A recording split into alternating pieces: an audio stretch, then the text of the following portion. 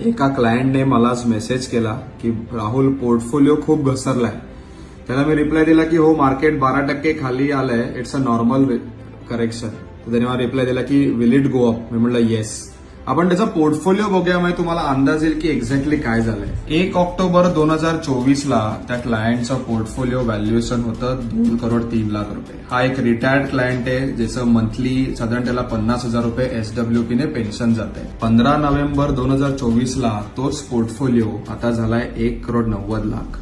Adviser काय important असतो ना, जेव्हा मार्केट खाली येतं ना तेव्हा hand holding plays a very important role. जेव्हा एक व्यक्ती रिटायर्ड असते, त्याच्यातनं मंथली पेन्शन चालू असतं आणि मार्केट खाली येतं, व्हॅल्युएशन खाली येतं, तर थोडी धाकधूक सुरू होते.